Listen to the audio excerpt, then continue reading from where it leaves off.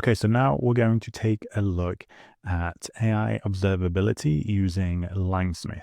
Now, LangSmith is another piece of the broader LangChain ecosystem. Its focus is on allowing us to see what our LLMs, agents, etc. are actually doing. And it's something that we would definitely recommend using if you are going to be using LangChain LangGraph. Now let's take a look at how we would set LangSmith up, which is incredibly simple. So I'm going to open this in Colab, and I'm just going to install the prerequisites here. You'll see these are all the same as before, but we now have the LangSmith library here as well. Now, we are going to be using LangSmith throughout the course. So in all the following chapters, we're going to be importing LangSmith, and that will be tracking everything we're doing. But you don't need LangSmith to go through the course. It's an optional dependency. But as mentioned, I would recommend it. So we'll come down to here, and the first thing that we will need is the LangChain API key. Now, we do need an API key, but that does come with a reasonable free tier. So we can see here, they have each of the plans, and this is the one that we are by default on. So it's free for one user up to 5,000 traces per month. If you're building out an application, I think it's fairly easy to go beyond that, but it really depends on what you're building. So it's a good place to start with. And then, of course, you can upgrade as required. So we would go to smith.langchain.com, and you can see here that this will log me in automatically. I have all of these tracing projects. These are all from me running the various chapters of the course. Yours, if you do use LangSmith throughout the course, your LangSmith dashboard will end up looking something like this. Now, what we need is an API key. So we go over to settings, we have API keys, and we're just going to create an API key. Because we're just going through some personal learning right now, I would go with personal access token. We can give a name or description if you want. Okay, and we'll just copy that. And then we come over to our notebook and we enter our API key there.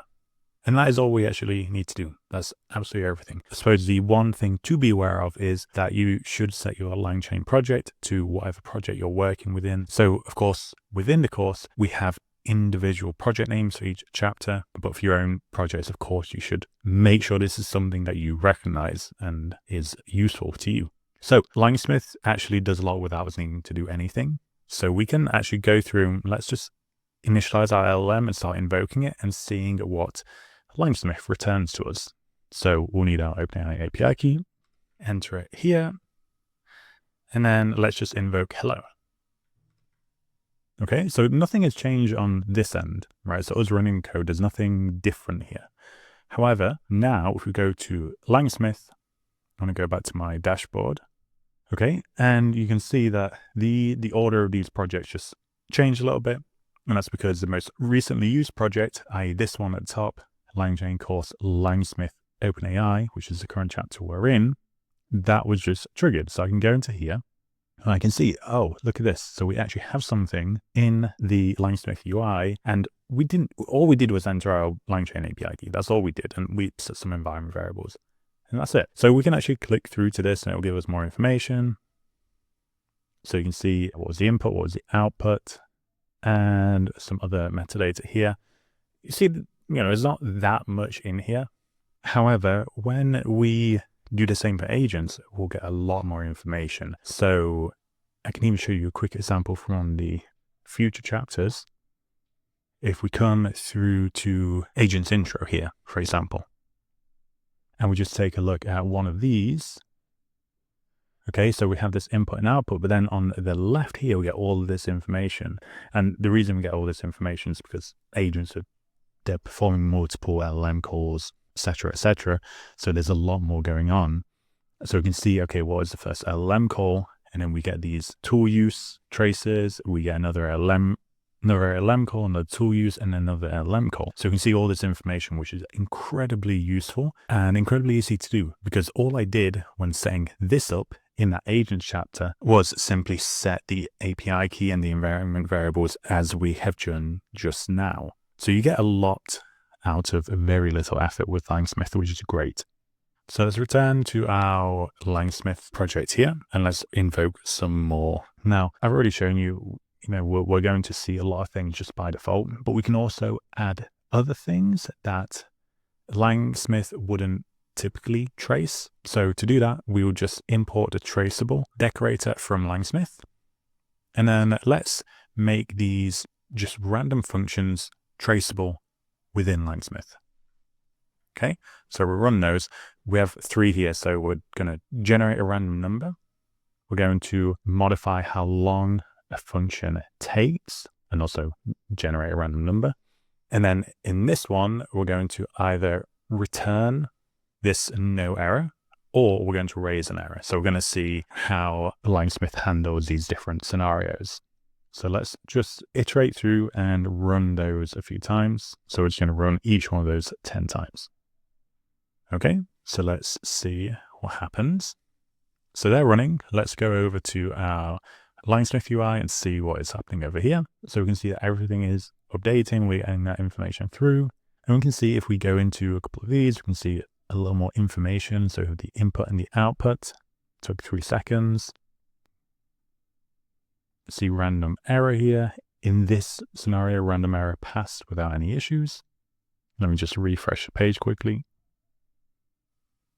Okay, so now we have the rest of that information, and we can see that occasionally, if there is an error from our random error function, it is signified with this, and we can see the traceback as well that was returned there, which is useful. Okay, so we can see if an error has been raised, we'll be able to see what that error is. We can see the various latencies of these functions, so you can see that varying throughout here. We see all the inputs to each one of our functions, and then of course the outputs. So we can see a lot in there, which is pretty good. Now, another thing that we can do is we can actually filter. So if we come to here, we can add a filter. Let's filter for errors. That would be value error. And then we just get all of the cases where one of our functions has returned or raised an error or a value error specifically. Okay, so that's useful. And then, yeah, there's various other filters that we can add there. So we could add a name, for example, if we wanted to look for the generate string delay function only. We could also do that. Okay, and then we can see the varying latencies of that function as well. Cool, so we have that. Now, one final thing that we might want to do is maybe we want to make those function names a bit more descriptive or easy to search for example. And we can do that by setting the name of the traceable decorator like so. So let's run that. We'll run this a few times. And then let's jump over to LangSmith again, go into LangSmith project. Okay, and you can see those coming through as well. So then we could also search for those based on that new name. So what was it? Chit Chat Maker, like so. And then we can see all of that information being streamed through to LangSmith.